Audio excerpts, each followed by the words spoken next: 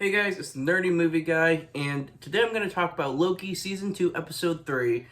There was a lot in this episode, and this was honestly, to me, one of the most exciting single episodes that Disney Plus has put out, combined with all of their series. I really like this one, and I think there was a lot that gave us some character development, there was some closure, there was some intrigue, there's a lot that set up the future, and it was just fun, it was funny, it was everything. And I was amazed by how much they put into this episode. So, we finally see the return of Ravonna Renslayer. And when we left her in season 1 finale, we didn't really know where she went. We know that one of the agents found her variant, but we didn't exactly get an idea as to where she was going, what she was doing, and also, since season 2 has picked up, we have yet to see Miss Minutes in anything until this episode. So Miss Minutes and Ravonna Renslayer have been absent for the first 2 episodes, and we finally see them return. And when we see the opening in this episode, we see Ravonna Renslayer has gone back to the past on the sacred timeline.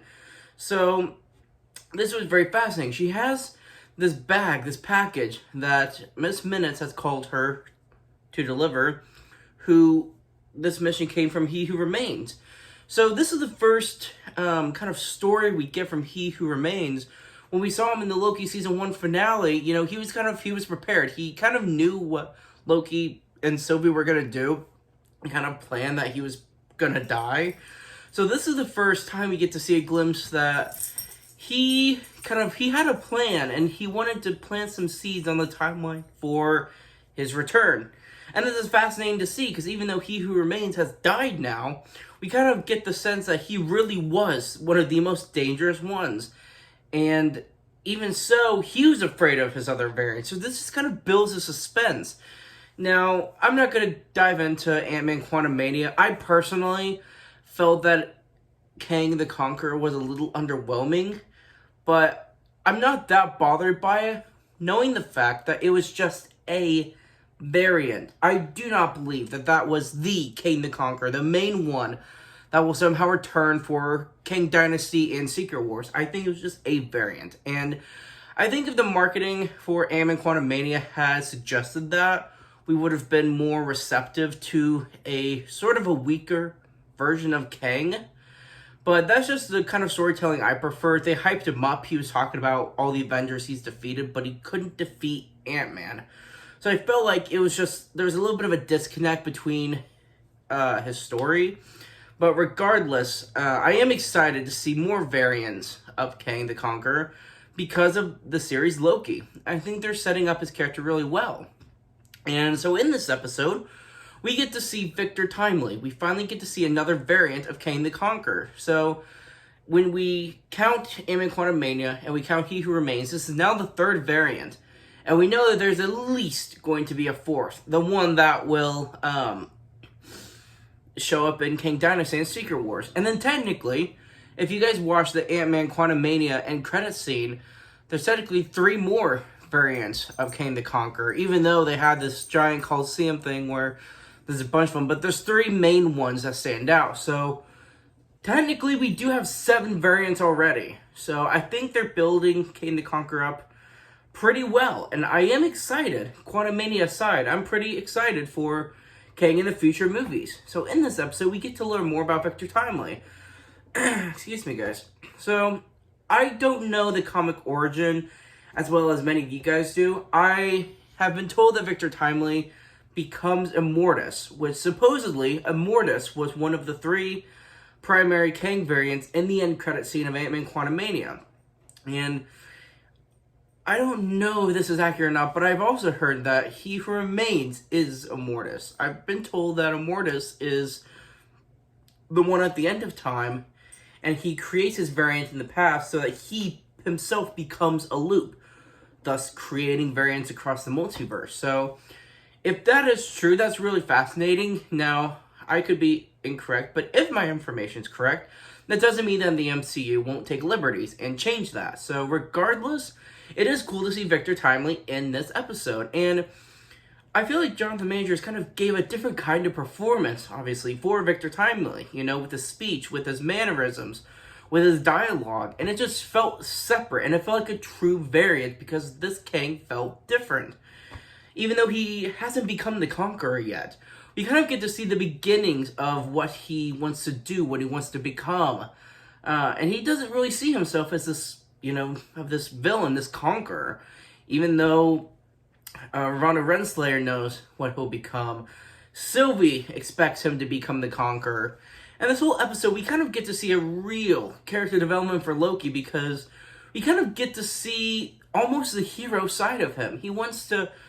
He doesn't really like Victor Timely. He doesn't like the idea of bringing him back to the TVA, but it is necessary. Loki has been on a path this season to save all lives across all the timelines. If you notice in the first couple episodes, it almost feels like Sylvie's the only one he wanted to talk to, but he's walked away with Mobius because something happened at the TVA and he has to go back. So it feels like he has this higher purpose, this mission that comes before anything else, and the mission is to save lives, ultimately. So to see that kind of Loki is just truly fascinating. So we get some real character development where he decides Victor Timely needs to go back to the TVA with him and Mobius. And just the comedy in this episode, the banter between Mobius and Loki, the banter between Victor Timely and that person at the show, I forget his name, he was the one with the beard, the top hat.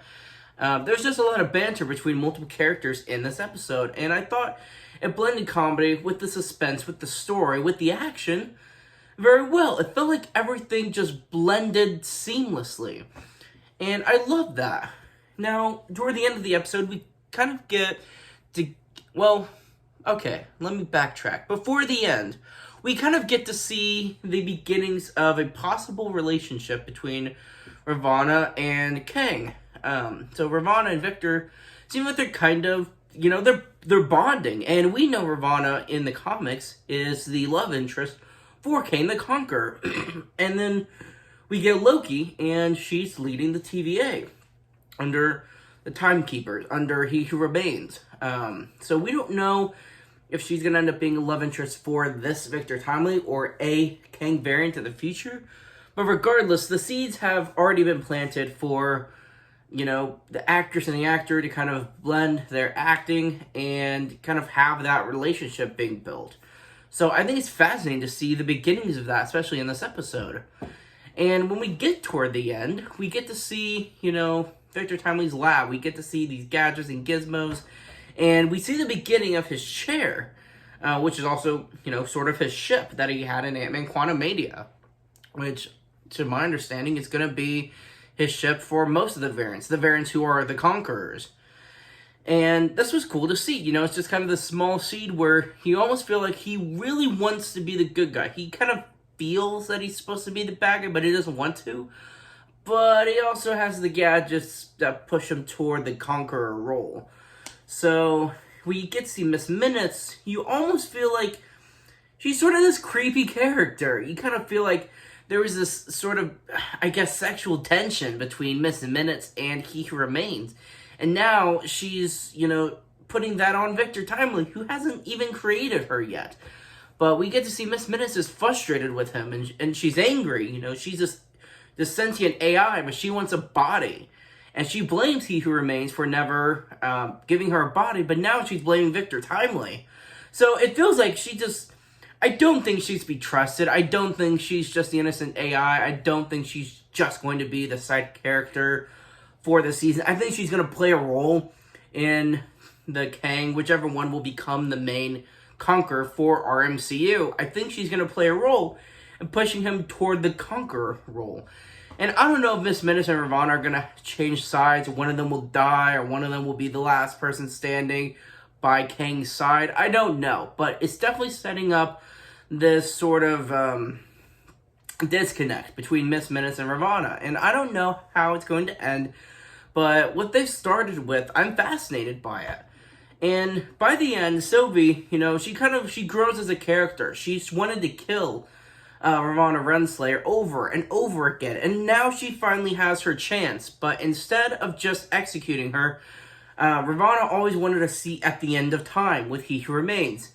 So Sylvie decided to take that literally and push her into a portal so that she could be stuck at the end of time. Now, we know Loki and Sylvie were there for a short time. We don't know how Ravonna Renslayer might leave this place, how she'll get out, how she'll escape.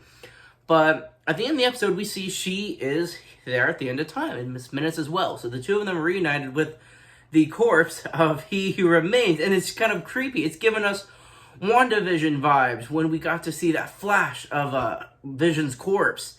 And it was just an eerie shot, and that's the same thing with He Who Remains. It's an eerie shot, and it's unsettling, you know, and you see the place is kind of a mess. You can tell Sylvie was angry. She probably destroyed some stuff, throwing things around, and then just left. You can tell she gave no care to the place. She didn't really think it through being the leader or the person at the castle at the end of time. She didn't give it a thought. So we don't know if Ravonna Renslayer being at the end of time is going to play an actual role in the season, or if this is just a setback for her character and she's going to go back to the timeline, go back to the TVA. So the biggest takeaway from this episode, the little detail I noticed, is in the beginning when Ravonna Renslayer shows up on the Sacred Timeline, she gives this package to a young Victor Timely. But then later, when Loki and Mobius show up, it is now a branched timeline. So we don't know how timelines become branched. We don't know if that messes up, if the MCU is now a branched timeline in its entirety, or that moment giving young Victor Timely the book, if that created now a branched timeline. They haven't really explained what it really is, and I don't know if they're going to. I don't know if it's meant to be something simple that I'm just not grasping, but I think it's fascinating to see those little details. I think it's going to be key when watching this season, whenever it shows the date of whatever time in the past or future that our characters visit, to see whether or not it's the Sacred Timeline or a branch timeline, or like in this episode, it starts off the Sacred Timeline and then becomes a branch timeline. So either way, this episode built up so much for the MCU. I think Victor Timely, the way they set up his character, he could be an ally, or he has the makings of a villain origin story. So either way, they've set up a lot. They set up more for Ravonna Renslayer. Victor Timely was a great character in this episode. Loki, I really want to see him meet up with the Avengers and help them out. Mobius, I'd like to see, find his place on the timeline. Almost every character, I felt, got a real development in this episode, much more than maybe the whole first season. And it was amazing to see. So this episode really hyped me up for the rest of the season. I can't wait to see where things go from here. Thank you guys so much for watching.